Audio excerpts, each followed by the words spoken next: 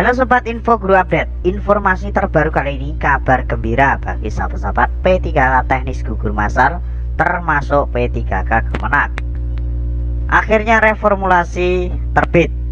Lalu siapa saja yang bisa terangkat dari P3K Teknis Gugur Massal ini?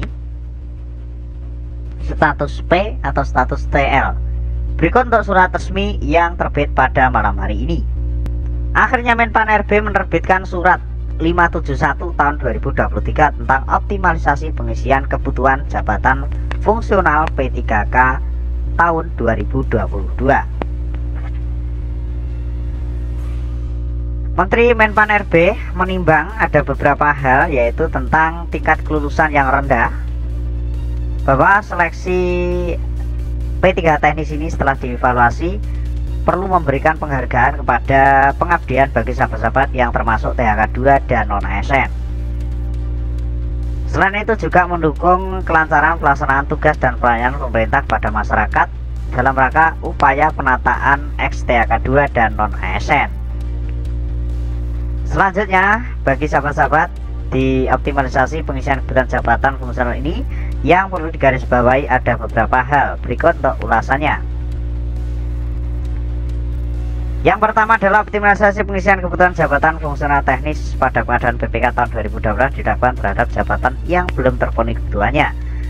Bagaimana jika sudah terpenuhi? Maka teman-teman akan ataupun tidak terdampak. Yang kedua, optimalisasi pengisian kebutuhan jabatan sebagaimana dimaksud pada Diktum 1 dilakukan berdasarkan reformulasi nilai ambang batas seleksi kompetensi teknis dari hasil seleksi pengadaan PPK teknis tahun 2022. Jadi syarat utamanya bisa dinyatakan lulus berarti memenuhi ambang batas ya sahabat-sahabat. Selain itu juga formasinya masih ada atau masih ada yang kosong.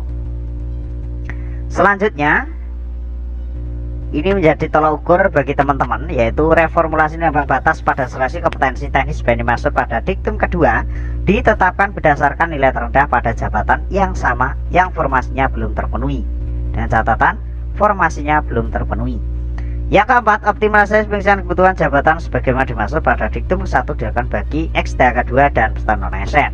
Lalu untuk pengisian ini prioritasnya untuk siapa saja? Untuk teman-teman dari surat resmi ini ya, yaitu di ke-8 dan 9-10.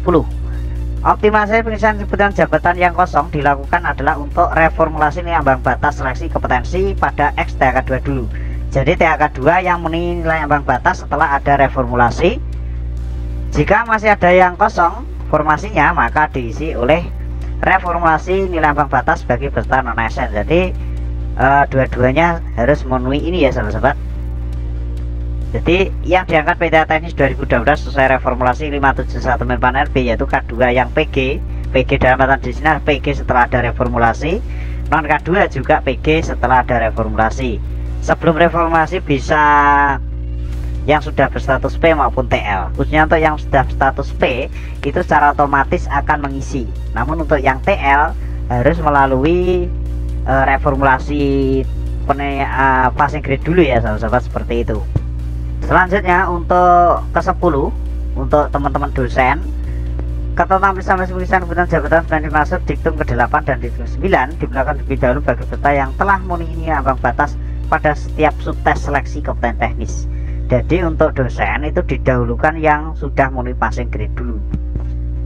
Beda dengan jabatan yang lain ya sahabat-sahabat. Selamat untuk teman-teman P3K Teknis Gugur Massal maupun teman-teman P3K Kemenak.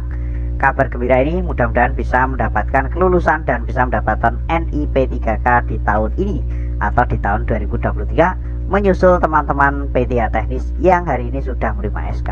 Selamat, pantau terus informasi terbaru di Info Guru Update. See you next time.